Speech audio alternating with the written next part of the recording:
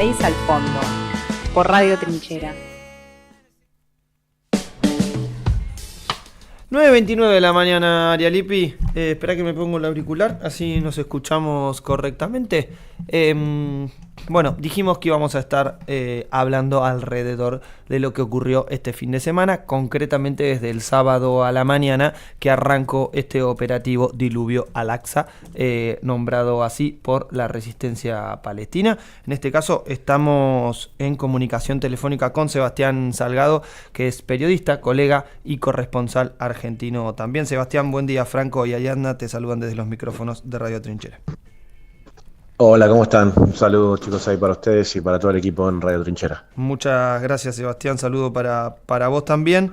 Un poco quizá empezar a desenmarañar parte de este hecho. El sábado en el programa Marcha de Gigantes, ahí estaba Mauri Piñero, Nicolás San Pedro, Miranda Cerdá, un poco abordando gran parte de los hechos que fueron sucediendo en la mañana del sábado. ¿Cómo podrías explicar, sobre todo a alguien que no está muy inmiscuido en la realidad de lo que sucede en Palestina, y sobre todo con lo que es la cobertura mediática, sobre todo la hegemónica, ¿no? Sí, lo que pasa con el tema palestino es que tratan de complicarlo, digamos, adrede, ¿no? Pero no escapa a otros procesos de descolonización. O sea, este año Israel celebró, vamos a decir, incluso con una manera muy, muy pedante y con fanfarrias, el 75 aniversario de su creación, ¿sí? O sea, ese es el tiempo de existencia que tiene Israel y es el tiempo de un proceso colonialista, de lo que fue un proyecto europeo, sobre todo, de ocupación de Palestina. Y lo que vino después, lógicamente, momentos de resistencia, una opresión sobre el pueblo palestino en Gaza y en Cisjordania que dura hasta el día de hoy, prácticamente ante los ojos del mundo. Y lo que vimos el sábado fue, después de 50 años por lo menos, lo que fue una contraofensiva de los grupos insurgentes armados de Palestina, sobre todo de Gaza, porque hay que entender de que Palestina, Israel, prácticamente ya había ocupado todo y quedan dos territorios que son Gaza y Cisjordania. Uh-huh. En Cisjordania queda una especie de autoridad palestina que tiene demasiados nexos con Israel y por eso nunca hacen nada. Y en Gaza, en cambio, hay una resistencia islámica en lo que es prácticamente una cárcel a cielo abierto, porque Israel le dejó un pequeño espacio de 40 kilómetros de largo, 4 kilómetros de ancho, un muro y el mar. Y ahí adentro viven como pueden 2 millones de personas. Desde ahí salió el grupo Hamas, que es un grupo insurgente, digamos, es un grupo político que tiene un brazo armado desde el año 87. Y bueno, han coordinado realmente un operativo que nos ha sorprendido a muchos por la efectividad, por la manera de enfrentarse en el campo militar a un ejército muy bien pertrechado y con mucha tecnología, como es el ejército israelí. Pero el tema es que Israel siempre ha estado acostumbrado a matar civiles, porque nunca le han permitido a Palestina tener un ejército, y por eso cada hecho de resistencia palestina, como ayer 4 de los 5 candidatos decían en el debate presidencial, esos, vamos a decir, movimientos de resistencia son catalogados como terroristas, porque a veces puede ser simplemente una piedra contra un tanque de guerra.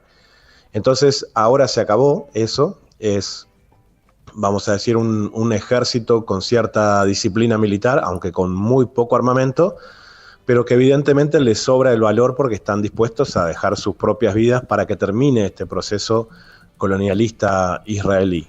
Sebastián, así es que sí. Perdón, porque ahí me interesa que nos metamos, porque vos desarrollabas un poco algunos conceptos más geográficos, si se quiere, para comprender el avance del proyecto de ocupación sionista sobre territorio palestino. Destacabas la situación de la Franja de Gaza y también recién desarrollabas algo que realmente fue sorpresa, incluso para quienes más o menos seguimos los distintos avances sionistas, sobre todo en Franja de Gaza como Cisjordania, y la realización también de los distintos barrios de ocupas, sobre todo en este concepto alrededor de la operación militar desarrollada, ¿no? Con una potencia militar como es Israel, viéndose vulnerada y sobre todo a los ojos de la comunidad internacional, algo que también ha llamado mucho la atención de los hechos sucedidos el sábado.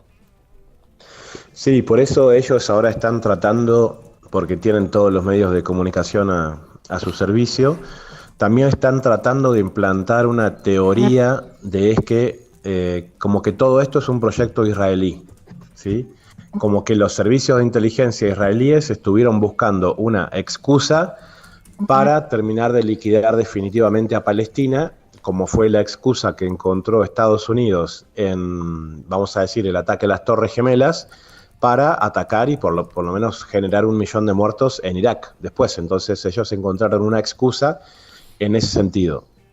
Aquí hay que decir que esto evidentemente Israel no lo planificó, no lo previó, subestimó a sus adversarios en el campo militar y están corriendo en desbandada. Esa es la realidad. Hemos ya visto números esta mañana que hablan de 1.000 israelíes muertos, de cientos de detenidos, varios altos cargos militares que han caído también.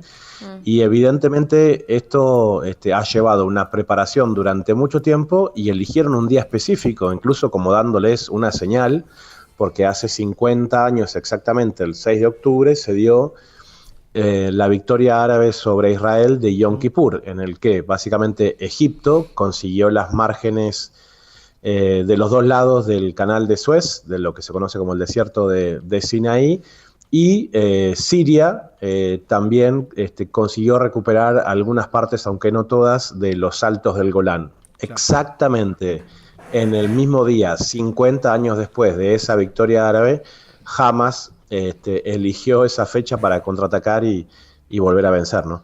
Tal cual.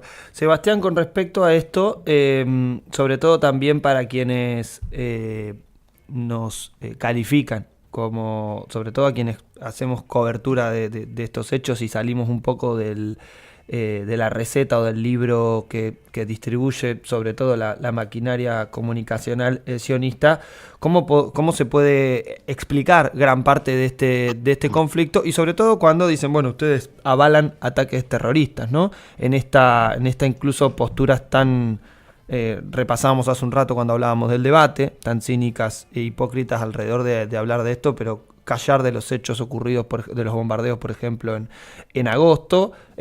mayo de este año, o por ejemplo la ofensiva desatada en estos momentos, a los cuales parece que gran parte de la comunidad internacional y de algunos dirigentes parece no importar.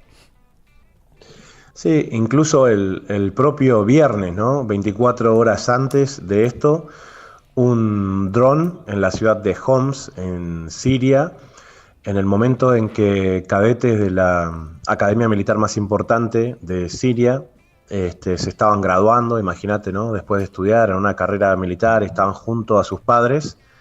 Un dron los impactó y mató a cientos de ellos, ¿sí? ¿En qué medio argentino se vio esa noticia que, pongámosla, imagínense que eso hubiese pasado en Israel o en Europa, ¿sí?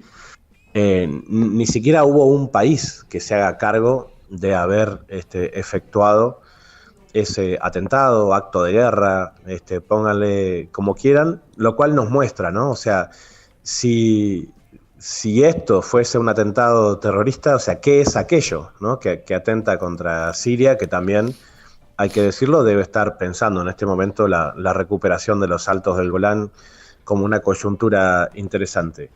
Hay evidentemente una manera de crear relatos, hay una manera de intentar ocultar la realidad de lo que es un proceso de colonización. En el caso del ente sionista de Israel, lo que ellos han hecho en este proyecto es utilizar la religión judía, que es tan respetable, ni más ni menos que cualquier otra, para conseguir proyectos políticos de colonización. No hay mucho más y por eso la gente se hace, digamos, tanto lío tratando de entender esto, porque esa ha sido la estrategia de ellos. Hay otras que es simplemente en busca de la democracia, en busca de la civilización. Ellos utilizaron esto de decir, los judíos tienen que volver a la tierra prometida porque lo dice en la Biblia después de 2000 años. Sí. Entonces, bueno, evidentemente eso crea mucha confusión en la gente que tiene fe, vamos a decirlo así. Claro. Sebastián, te saluda Ariadna, buen día. Hola. Vos ahí estabas, bueno, haciendo este recorrido que es tan importante en términos de dar contexto y pensaba, bueno, también la relación de la respuesta de los países occidentales quizá a lo que sucedió este fin de semana en particular. Vos estuviste hace algunos días en algunas de las ciudades de Ucrania y quería preguntarte particularmente sobre estas relaciones geopolíticas que se vienen llevando, un acompañamiento también de la OTAN, por así decirlo, a Israel. ¿Cuál es la lectura que haces en ese sentido? Digo, no es azaroso la respuesta que han dado los presidentes de los países vinculados de alguna manera al occidente.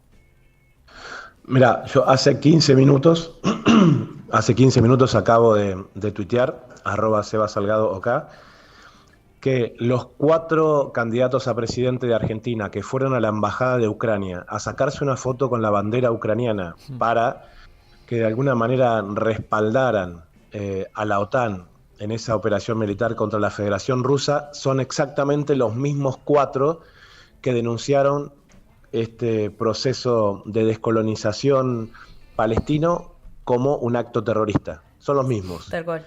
Y son los mismos que cuando Israel la semana pasada anunció que a partir del 2024 va a empezar a robar sistemáticamente el petróleo de Malvinas a través de la empresa Navitas israelí, que ya hizo 18 pozos en el mar argentino, que acá no va a dejar ni un peso porque hacen convenios con los británicos, y que van a sacar 80.000 barriles diarios, prácticamente a $100 cada barril, ninguno de los candidatos habla de ese tema.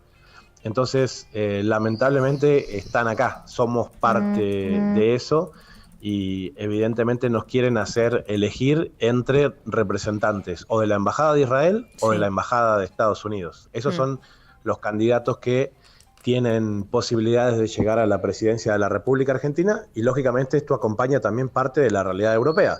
La Comisión Europea, veíamos a Ursula von der Leyen esta semana, y todos los países de la Unión Europea respaldando a Israel de alguna manera, igual que han respaldado a Ucrania. Entonces ahí se ve una línea de continuidad política que intenta hacer que esos poderes fácticos que han dominado el mundo durante mucho tiempo continúen haciéndolo. Sí, tal cual. Pensaba mientras decías esto, como bueno, las vinculaciones que también hay en términos políticos de la coalición gobernante, digamos, es las relaciones que viene llevando Sergio Massa o que también lleva Guado de Pedro con Israel directamente. Y más allá de las respuestas que se dan en términos burocráticos o lo diplomático en ese terreno, ¿cuál es la vinculación que nosotros tenemos con Palestina en términos políticos? Bueno, ahí hay que reconocer que Cristina fue la primera que reconoció desde el gobierno argentino al gobierno palestino como un Estado. ¿Sí? Argentina sí reconoce a Palestina, lo cual no es menor, aunque no es suficiente, lógicamente, ¿no? Sí. Lo cierto es que en este gobierno actual se le ha dado continuidad prácticamente a la política de Macri. Ningún otro presidente antes en la República Argentina, como en el caso de Alberto Fernández, hizo su primera visita de Estado a Israel, que es exactamente lo mismo que va a decir Milei, o sea, en política exterior. Fíjense que prácticamente no se habló en el debate presidencial de política exterior simplemente para expresarse a favor de Israel. Solamente eso. Y se han puesto de acuerdo. Porque para que la política exterior no sea un punto de un debate presidencial es porque prefieren no mostrar ni las uñas ni los colmillos. Eso se han puesto de acuerdo ellos mismos. Claro. Y bueno, en ese sentido, lógicamente, han utilizado una cara vinculado a lo que nosotros en un momento incluso pudo llegar a entusiasmarnos como vinculado a los derechos humanos, como la figura de Guado de Pedro, por su historia, incluso por su historia reciente como persona manifestante reprimido durante el 2001, que fue el encargado de ir a negociar con esa empresa que roba sistemáticamente el agua a los palestinos, que es Mekorot, allá en Tel Aviv, para traerla a la República Argentina, y eso le abría la puerta de alguna manera para ser un presidenciable en Argentina. Eso es así. Ahora, él no midió ni 4 puntos, dejó de ser un candidato presidencial para dejarle el lugar a Massa, y Mekorot sigue estando en Argentina, ya con presencia en 7 provincias. O sea, hablamos de que Israel el año que viene va a robar el petróleo argentino en Malvinas en coordinación con los británicos, y ya está en el continente para robar el agua de los argentinos.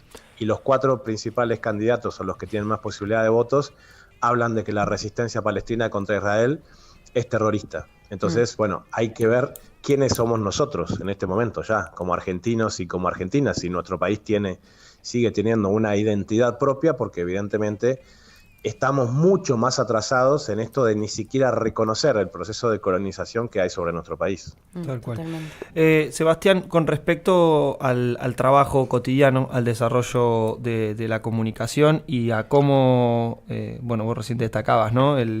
La construcción hegemónica en los grandes medios, con una línea profundamente sionista y con estos, si se quiere, entrelazos y coordinaciones de la política internacional de los diversos candidatos. Para ya despedirte, obviamente agradecerte estos minutos. ¿Cómo ves el laburo de la comunicación, de periodistas, de medios alternativos y de tradicionales también en la Argentina en relación a temáticas como estas, sobre todo con la óptica puesta en la política internacional? Yo creo que se están haciendo cosas importantes, pero al mismo tiempo nos siguen amedrentando. Ustedes saben, por ejemplo, que está el caso de Cristian Díaz, un trabajador metalúrgico de Florencio Varela, que posteó hace prácticamente 4 meses en sus redes sociales, que lo deben haber leído 4 personas, porque no es una persona que milite orgánicamente en ningún movimiento social o político grande, sino que es prácticamente una militancia pro-palestina en silencio, como la puede tener cualquier persona. Posteó cosas en contra de Israel y la Policía Federal, a pedido de la Embajada israelí, le mandó uno de los comandos antiterroristas muy, muy pertrechados a su vivienda humilde en Varela, a sacarlo a las 4 de la mañana, con armas de altísimo calibre, chalecos antibalas, cascos. Rompieron su puerta, y eso en realidad, más allá de la detención de él, que sigue preso, es para amedrentarnos a nosotros, ¿sí? Claro. Los que seguimos hablando, pero que entendemos perfectamente cuáles son las maneras de decir las cosas a través de las cuales ellos no nos pueden hacer procesos judiciales como el que sí le hicieron a Cristian. Él, por no ser un profesional de la comunicación, dijo cosas a través de las cuales ellos le arman un proceso de odio racial o algo así, juicio que ni siquiera empezó, pero lo mantienen detenido en el mientras tanto, porque no va a haber un juicio que lo condene por un posteo que vieron 4 personas en Facebook. Sí, es terrible. Y que, claro, la estrategia de ellos es, en el mientras tanto, mientras abren el teléfono, que ni siquiera lo abrieron y no sé cuántas cosas, él está en el penal de Marcos Paz, ¿sí? Entonces, ¿cuánta gente está hablando de eso en el campo popular? O sea, yo hice una nota la semana pasada y me doy cuenta que hay mucha gente que le da miedo de retuitearla o repostearla, ¿sí? Porque en el fondo, a un nivel de inconsciencia grande, ante la duda sí, yo creo que les está funcionando ese nivel de amedrentamiento, por lo menos en la República Argentina, en donde el sionismo, después de Israel, es el lugar en donde ha puesto los ojos desde el siglo XIX. Eso es una realidad, eso no es una teoría conspiranoica. Sí. El libro de Theodor Herz, El Estado Judío, escrito a fines del siglo XIX, tiene un capítulo en donde él se debatía entre si el mejor lugar para la instalación de Israel era Palestina, por un tema bíblico que ellos podían aprovechar, o Argentina, por la extensión del territorio y porque la gente no es muy, vamos a decir, nacionalista, por decirlo en términos simples. Sí. Entonces, ese proyecto está vivo, es el mismo que hoy encara el Estado de Israel. Es el sionismo de Milman, es el sionismo de Patricia Bullrich, es el sionismo de Milei, que se asesora, ¿no?, con las entidades sionistas como la DAIA y la AMIA en Argentina, y que no es casual de que acá sea tan fuerte. ¿Sí? Tal cual. Tal cual. Tal cual. Sebastián, muchísimas gracias por estos minutos compartidos. Obviamente vamos a seguir en comunicación con los distintos temas que sucedan en nuestro planeta y sobre todo con las situaciones que ocurren en este caso en Palestina, que como bien sentenciabas, tienen no solamente una manipulación, sino además una persecución también en nuestro país. Te mandamos un fuerte abrazo, que tengas gran jornada. Bueno, gracias a ustedes, un saludo y recordarles de que hoy a las 2 de la tarde, frente a la representación sionista, le hace Embajada Israelí en Avenida de Mayo en Buenos Aires, va a haber una manifestación en repudio a la continuidad de los bombardeos contra la Franja de Gaza. Bien, recordamos entonces la dirección es Avenida de Mayo, a casi 2-3 cuadras de la plaza, ¿no? Exactamente, a 2 cuadras de Plaza de Mayo. Bien, Sí. perfecto. Sebastián, fuerte abrazo y que tengas gran jornada. Adiós. Pasaba Sebastián Salgado, periodista y corresponsal argentino, hablando alrededor de lo ocurrido este fin de semana en Palestina, no solamente la repercusión política, las relaciones